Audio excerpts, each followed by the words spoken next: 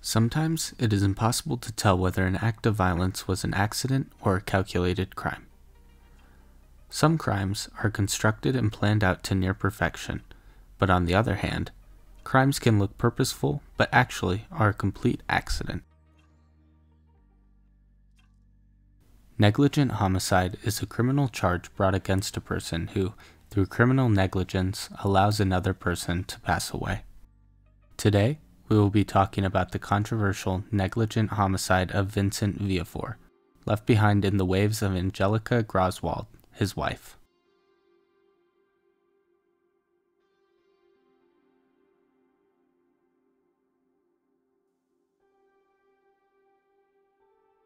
For today's case, we're going to be looking at a few different locations in New York. Let's start by looking at Hudson Valley, a region located in New York, stretching along the Hudson River. Vincent Viafore, a Hudson Valley resident who also went by the name Vinny, graduated high school in 1986. He was described as being loving, caring, and always the life of the party. Vinny's family and friends said that he lived to make sure everyone around him felt at ease and were enjoying their time. Soon after graduating high school, he started his career as a project manager for the state of New York. Vinny worked through his 20s and 30s as a project manager, making good money and enjoying his life. At this point, he was in his mid-40s, had 2 ex-wives, one in which he was still very good friends with, and he was single. Vinny was 46 and working in New York as a project manager when he met Angelika Graswald, a 35-year-old bartender, originally from Latvia. The two fell in love quickly, so quickly that within 3 weeks of dating, Angelika moved into Vinny's apartment. Things were going smooth, and 5 months later, Vinny proposed to Angelika, using an onion ring as an engagement ring at a hibachi grill. A note in this case is that when the two got married, Angelika was added to Vinny's health insurance, due to the benefits being great. She was also added as a beneficiary to his life insurance policy that amounted to $500,000. Angelika soon quit her bartending job and decided to pursue yoga and photography, while Vinny earned the majority of the household's money with his project manager position. Angelika and Vinny shared a love for the outdoors, and above all, loved being out in nature, alone, taking pictures of each other. Both of them enjoyed kayaking and were excited to share that passion together. It was April, which happened to be the start of the kayaking season, and Vinny's last kayaking season ever. According to Angelika, this is how the story went. It was April 19th, 2015, which was a warmer day than usual for this time. Amber and Vinny were a little hungover from the night before. They had been out drinking at a place near their home in Poughkeepsie, New York, where they had been staying for more than a year. The couple had fought the night before about how long they should stay out drinking, and also whether or not Vinny was too drunk to drive. It was the morning now, and even though they had fought, they had made up, and it was an exciting season for both of them. Kayak season. Since the couple was so excited to kayak, they decided they were going to sneak in a kayak adventure and go out for that day. It was going to be a good day to kayak, however, the night was going to get rough. Vinny packed to the couple's bags, and Angelika showered before they headed off to Plum Point, a popular launch site on the west bank of the Hudson River. They had planned to spend the day visiting Bannerman Island, home to the red brick carapace of the Bannerman Castle. They had planned to have a photo shoot there for their wedding and wanted to enjoy the island for a bit. At 4:30 p.m., the couple set off for the island, leaving Plum Point on their kayaks. Angelika had a life jacket and her phone, and Vinny had his phone, camera, and backpack, but no life jacket. Angelika texted her friend Barbara just before they left, letting her know that the couple was going to the island. They soon arrived at the island, only 30 minutes later. Although it was somewhat cold, the couple enjoyed walking around the island, drinking a few beers, and taking some photos. Before the couple realized it, it was already 7 p.m. Barbara had just texted Angelika and let her know that she and her husband saw the couple on the island through a telescope. Angelika texted her back, saying that they were just leaving and that they were waving in their direction before leaving. The couple left the island, originally intending to stop at the other side of the island to take a look, but when the wind picked up and the waves got bigger, they decided to just head back. The waves ended up getting too big and the current was too strong. The couple got pulled apart from each other. At approximately 7:40 p.m., a girl called into 911 panicking. It was Angelika.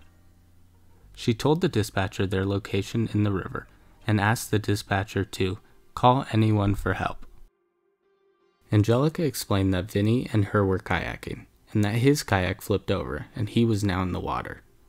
She told the dispatcher that the current was carrying him south and the waves were pushing her north. Rescuers eventually were able to get Angelika out of the water, but were unable to find Vinny. Here is the audio from the 911 call. We are kayaking. My fiance flipped over. He's in the water right now.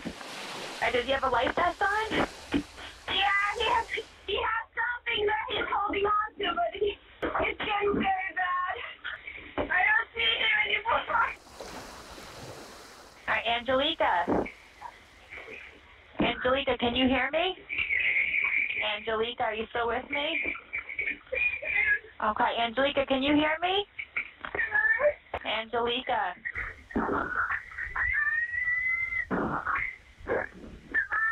And can you hear me?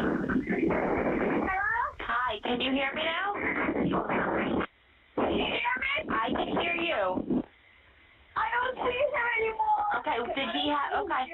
All right, we've got help on the way, okay? Did he have a life jacket on when he flipped over? He had a little, like a floating thing. He didn't have a vest. It wasn't a vest, but he had something to hold. He was something that helped him float. But I don't see him. Oh my God. Can you make your way over towards the Cornwall Yacht Club where you see all the lights? Yes. Yes, start paddling over towards that way, okay? I'm not worried about myself. I'm worried about him. No, I understand. Okay, I'm going to put you down a little bit. Yeah, that's fine. Put me down. Just keep the phone on. I see the boat. You see the boat now. Good. All right. Well, you can put the phone down. Just keep it open. Don't hang up on me, okay? Okay. There was no body found yet, but Angelika's behavior took an odd turn, and she started to look very suspicious. The friends and family members of Vinny's started to take notice of some of Angelika's strange actions. They noticed Angelika was acting a lot happier, even immediately after he drowned. There is also a video on social media of her excitedly doing cartwheels in the grass. The family also noticed that Angelika started going to bars more often than she normally would, especially karaoke bars. These were all actions that were out of the norm for her, and out of the norm for anyone who had just lost their husband. The police noted that Angelika was posting happy photos on social media, and she even requested that the investigators stop looking for Vinny and go have a drink with her. After 10 days of searching for Vinny's body with no luck, the investigators decided they were going to investigate Bannerman's Island. Angelika told the investigators that she would go and meet them there as well. When they arrived at Bannerman's Island, Angelika became tearful and confessed to investigator Dick Quarto that she may have taken the plug out of Vinny's kayak and that she made his paddle inoperable. Not only that, but she also admitted that she had wanted Vinny dead. She had mentioned he had made sexual demands toward her, and she was not happy with the lifestyle of threesomes and strip clubs. Angelika had confessed at this point. However, they had not recorded the confession, and therefore it was as good as not having it. After this excursion to the island, they had decided to bring Angelika back to the police station and do more questioning. They tried for 11 hours to get Angelika to confess to the crime. However, she answered their questions very vaguely, much different than she had previously on the island. Get your water, right? Yeah. All right. How you doing? Cold? She doesn't know it yet, but this is her last day of freedom, maybe forever. Angelika is about to talk her way into a jail cell. You have the right to remain silent. Anything you say Can a well be used against you in a court of law? You watched him drown. I know it's difficult. I know No, I that these didn't are just watch him drown. I tried to do something about it. How did you really want to save him? Yeah. Somehow.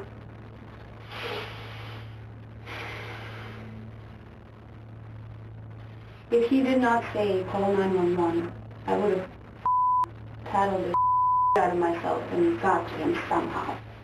That's a little different from when you told me earlier, though. Why? Why do you keep changing what you're saying? You're confusing me. I'm sorry. And that's an issue for me. Around 5, we get to the island. Around 7 is when her text bar and didn't contact her. 7:04, I send her a message. We're heading out. He's in front of me. How long before you guys went on your kayaking trip did you take that ring? Was it the same day? I didn't take the ring. Killed him. I didn't know. Cigarette? Matches? Ashtray, okay. At times when she's alone in the interrogation room, unaware there's a camera rolling, Angelika loosens up with yoga. Even a little hopscotch. And he had a life insurance policy. Yeah. And you were on it? Yeah. He always wanted sex, and Yeah. you do sexual things? Well, yeah. Okay. He wanted threesomes, porno, everything. Okay. And I was not ready. Did it upset you that Yeah. he sort of switched that he did not want to marry you? Yeah, of course. Who proposes to somebody and then changes their mind? But the thing many find most shocking comes early in the evening. Angelika freely admitting Vince's death left her feeling relieved. When you washed him in the water, was a part of you saying, my worries are going away now, and I'm free? And were you almost euphoric that he was going to be gone? You felt that way? Still do. Still do. Police say they have more. They say a witness saw Angelika purposely capsize her own kayak as rescuers approached. At one point during the interrogation, she admits it. Why did you do that? What's the real reason why you did that? What did you want them to think? That I was trying to save him. That I was doing everything I could to save him. Then, at about 8:30 that night, she starts talking about her dark side. What are your feelings and emotions knowing that this is about to happen? That when you're going... I'm, like, ripping in two halves. You know, angels and demons. What's the demon side saying? The demon side. Oh, it's not a good side. You guys don't want to see that side of me. That side was telling me, just make it like, let it happen. Just let it go. But the good side was like, safe, and you can do it, you're strong. Why the demon side went out? No, because of the way he was treating me. Just after 9 p.m., 6 hours into the interrogation that would go on for 11 hours total, Angelika says she needs to get home to take care of her cat, and then makes what could be the most incriminating statement of all. You killed Vinny. Right? No, I'm asking you the question, and I want to hear it. I want you to tell me the truth. I am telling you the truth. What is the answer to that question? I didn't want him. Angelika, what is the true answer to that question? All right, you need a statement. What is it? I wanted him dead, and now he's gone. And I'm okay with it. I'm okay with it. Later in this case, the 11-hour interrogation became a good sticking point for the defense, who claimed that the police were just trying to force a confession from Angelika. Angelika was soon charged with second-degree murder. Vinny's body was eventually found, almost a month later.